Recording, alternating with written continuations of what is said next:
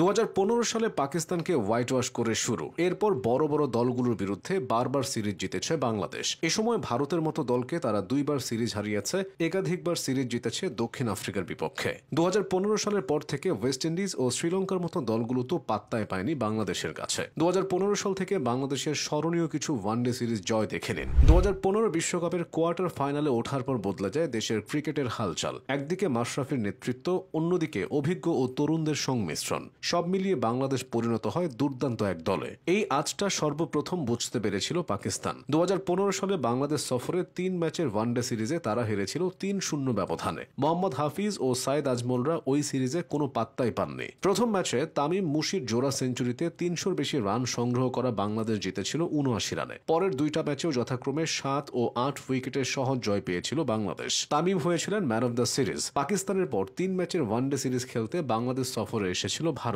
রোহিত, কোহলি, ধোনি, ধাওয়ান, জাদেজা ও রায়নাদের নিয়ে সাজানো সে দলটা ছিল ভয়ঙ্কর। কিন্তু এক মুস্তাফিজের কাছেই ধরাশায়ী হতে হয়েছিল দলটাকে। মিরপুরের পিচ তখনও এতটা খারাপ হয়নি। সিরিজের প্রথম ম্যাচে সৌম্য ও তামিমদের ঝোড়ো ব্যাটিংয়ে ভর করে ভারতের বিপক্ষে বাংলাদেশ 300-র বেশি রান জমা করেছিল। পরে অভিষিক্ত মুস্তাফিজ 5 উইকেট নিয়ে বাংলাদেশকে 79 রানে জয় এনে দেন। প্রথম ম্যাচের পর দ্বিতীয় ম্যাচেও মুস্তা আরেকটা ফাইফার তুলে নেন। 43 রানে 6 উইকেট নিয়ে ভারতকে মাত্র 200 রানেই আটকে দিয়েছিলেন তিনি। এরপর 6 উইকেটের জয়ে বাংলাদেশ ঐতিহাসিক সে সিরিজটা নিজেদের করে নিয়েছিল। যদিও শেষ ম্যাচ হারায়, সেবার ভারতকে হোয়াইট ওয়াশ করা হয়নি। একই বছর সাউথ আফ্রিকার বিপক্ষেও প্রথমবারের মতো সিরিজ জিতেছিল মাশরাফির দল। যদিও সে সিরিজটা একেবারে সহজ ছিল না। প্রথম ম্যাচে রাবাদার তাণ্ডবে হারতে হয়েছিল বাংলাদেশকে। দ্বিতীয় ম্যাচে মুস্তাফিজ ও নাসিরদের দারুণ বোলিংয়ে কামব্যাকের সুযোগ তৈরি হয়। সে সুযোগটা কাজে লাগান সৌম্য সরকার। তার অপরাজিত 88 রানে ভর করে সিরিজের সমতায় ফেরে বাংলাদেশ।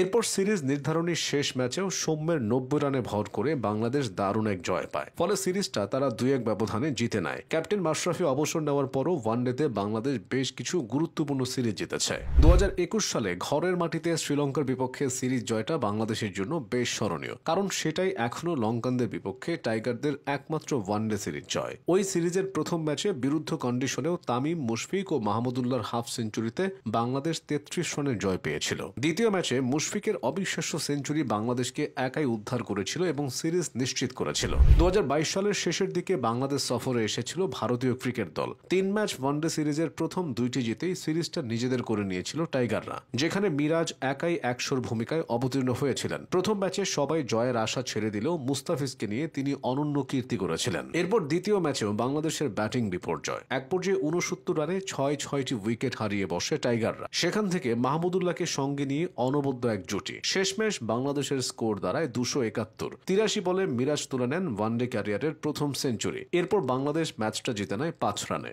তবে বাংলাদেশের জন্য সবচেয়ে স্মরণীয় প্রাপ্তি হলো সাউথ আফ্রিকায় গিয়ে তাদেরকে সিরিজ হারানো। তামিমের নেতৃত্বে সাকিব ও তাসকিনের নৈপুণ্যে মার্করাম মিলারদের হারিয়ে ইতিহাস গড়েছিল বাংলাদেশ। প্রথম ম্যাচ জেতার পর দ্বিতীয় ম্যাচে হেরে আবার শেষ ম্যাচে কামব্যাক করেছিল তারা। শেষ ম্যাচে জেতার পর সাকিব তামিমের জড়িয়ে ধরাও আইকনিক মুহূর্ত হিসেবে টিকে আছে। ওয়ানডেতে বাংলাদেশের আগের অবস্থানটা না থাকলেও এই সিরিজ জয়গুলো সমর্থকদের এখনো আনন্দ দেয়।